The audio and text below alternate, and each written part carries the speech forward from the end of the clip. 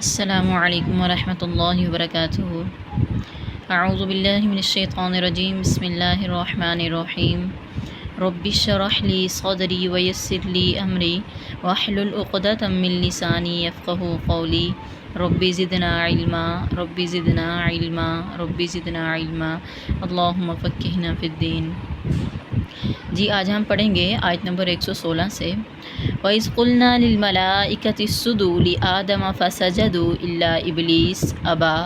فَقُلْنَا يَا آدَمُ إِنَّ هَذَا عَدُوٌّ لَكَ وَلِزَوْجِكَ فَلَا يُخْرِجَنَّكُمَا مِنَ الْجَنَّةِ فَتَشْقَىٰ۔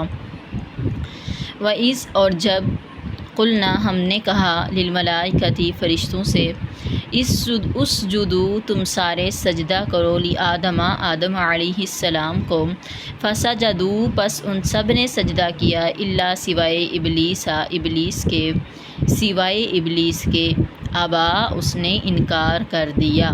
یعنی اس نے سجدہ کرنے سے انکار کر دیا۔ فقلنا پس ہم نے کہا یا آدم اے آدم، ان بے شک ھذا یہ عدوٌ دشمن ہے لکا تیرا، ولزوجکا اور تیری بیوی کا، تیرے زوج کا، فلا یخرجنکما پس ہرگز یہ تم دونوں کو نہ نکلوا دے، من الجنتی جنت سے، فتشقا پس تو مصیبت میں پڑ جائے گا۔ ان لکا اللہ تجوع فیہا ولا تعری، جبکہ جنت کی اللہ تعالیٰ یہ خوبیاں بیان کر رہے ہیں کہ ان بے شک لکا تیرے لیے، اللہ یہ کہ نہیں، تجوع تو بھوک محسوس کرے گا، فیہا اس جنت میں، ولا تعری اور نہ تو ننگا ہوگا، وانک لا تظمأ فیہا ولا تضحی، وانک اور بے شک تو اے آدم، لا تظمأ نہ تو پیاسا ہوگا، فیہا اس جنت میں، ولا تضحی اور نہ ہی تو دھوپ کھائے گا۔ فوسوس الیہ الشیطان قال یا آدم هل ادلک علی شجرۃ الخلد وملک لا یبلی۔ فوسوس پس وسوسہ ڈالا، پس خیال ڈالا، الیہ اس آدم کی طرف، کیونکہ ہی ضمیر جو ہے یہ مذکر کے لیے استعمال ہوتی ہے تو اس لیے یہ آدم کی طرف جا رہی ہے۔ اگر الیہا ہوتا ہا زبر علی فا تو پھر وہ مؤنث کے لیے ہوتی ہے، تو پھر ہم مؤنث کا ترجمہ کرتے۔ فوسوس پس خیال ڈالا، الیہ اس آدم کی طرف، الشیطان شیطان نے، قال اس شیطان نے کہا یا آدم اے آدم، حل کیا، ادلکا میں تیری رہنمائی کروں، میں تجھے بتاؤں، علی شجرۃ الخلد ہمیشگی والے درخت پر، وہ ملکل اور ایسی بادشاہت پر، لا یبلا جو کبھی بھی پرانی نہیں ہوگی، کبھی بھی ختم نہیں ہوگی۔ یعنی جب کافی عرصہ گزر گیا اور آدم علیہ السلام اس بات کو بھول گئے کہ اللہ تعالیٰ نے مجھے کسی درخت سے منع کیا ہے، تو اس وقت پھر شیطان نے یہ موقع پایا اور اس نے خیال ڈالا جو آدم علیہ السلام کی طرف کہ اگر تم یہ والا درخت کھا لو گے، اے آدم تم یہ درخت کیوں نہیں کھاتے، اگر تم یہ والا کھا لو گے تو تم ہمیشہ جنت میں رہو گے، ہمیشگی والی جنت تمہیں نصیب ہوگی، اور ایسی بادشاہ بن جاؤ گے کہ جو کبھی بھی تمہاری بادشاہت خراب نہیں ہوگی، کبھی پرانی نہیں ہوگی، کبھی ضائع نہیں ہوگی، کبھی ختم نہیں ہوگی۔ فَأَكَلَا مِنْهَا فَبَدَتْ لَهُمَا سَوْآتُهُمَا وَطَفِقَا يَخْصِفَانِ عَلَيْهِمَا مِنْ وَرَقِ الْجَنَّةِ وَعَصَىٰ آدَمُ رَبَّهُ فَغَوَىٰ۔ فَأَكَلَا پس ان دونوں نے کھا لیا، منہا اس سے،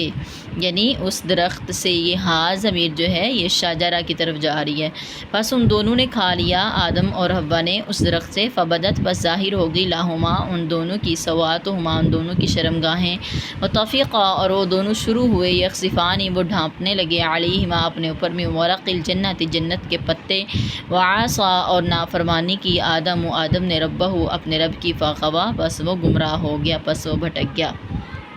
ثم اجتباہ ربہ فتاب علیہ وہدی،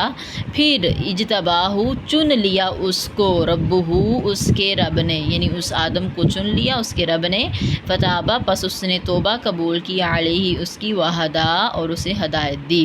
تو چونکہ پھر آدم علیہ السلام نے، جیسا کہ ایک دوسری جگہ پر سورۃ بقرہ میں آتا ہے کہ اللہ تعالیٰ نے آدم علیہ السلام کو کچھ کلمات سکھائے، اگر آپ یہ والے کلمات پڑھ کر مجھ سے معافی مانگیں کہ تو میں معاف کر دوں گا، اور اللہ تعالیٰ نے وہ کلمات بتائے بھی ہیں، وہ کون سے الفاظ ہیں، ربنا ظلمنا انفسنا ان لم تغفر لنا وترحمنا لنکونن من الخاسرین۔ آدم علیہ السلام نے جب یہ والی دعا پڑھ کے تو اللہ سے معافی مانگی، تو چونکہ اللہ نے خود سے یہ دعا الفاظ سکھائے تھے تو اللہ تعالیٰ نے ان کی توبہ قبول کی، اور پھر اللہ نے ان کو معاف کر دیا، اور پھر چن لیا، مراد یہ کہ اللہ نے ان کو نبی بنایا۔ قال اهبطا منها جميعا بعضكم لبعض عدو، قال اس نے کہا اہبطا تم دونوں اتر جاؤ منہا اس جنت سے، جمیعا سارے کے سارے، بعضکم تمہارا بعض، لباس بعض کے لیے دشمن ہے، یعنی تم سب ایک دوسرے کے دشمن ہو۔ فَإِمَّا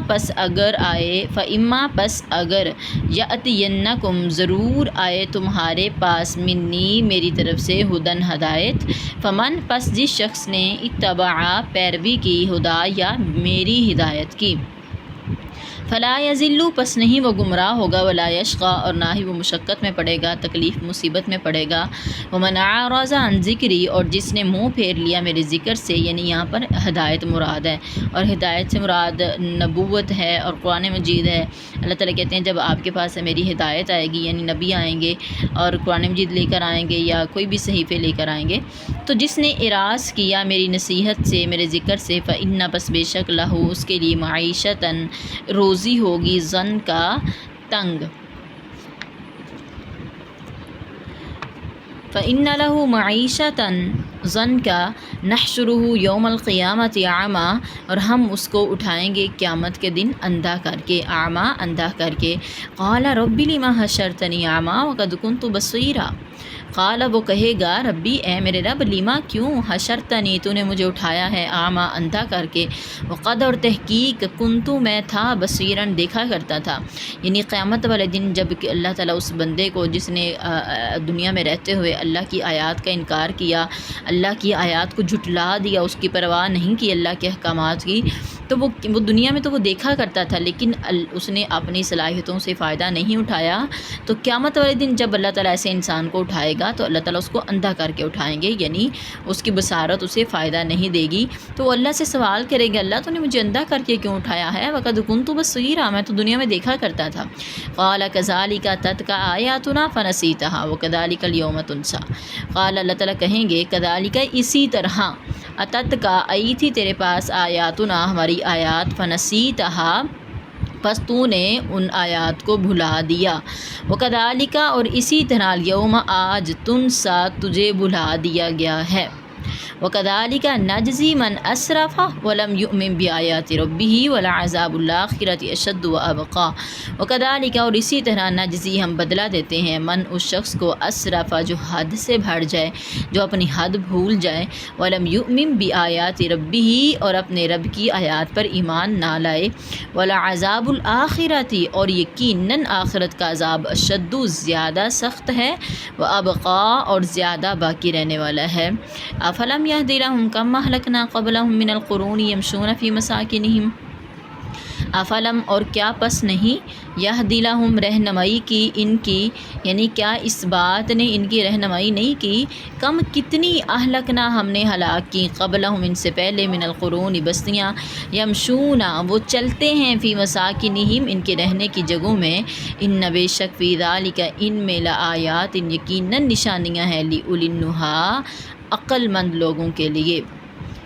ٹھیک ہے، تو اللہ تعالیٰ کہتے ہیں کیا اس بات کو سمجھ کر بھی یہ لوگ ایمان نہیں لا رہے، کیا اس بات نے بھی ان کو جو ہے وہ ڈرایا نہیں ہے کہ ان سے پہلے کتنے لوگ ایسے تھے جنہوں نے اللہ کے احکامات سے اعراض کیا، منہ پھیرا، روگردانی کی، تو ان کا انجام کیسا ہوا۔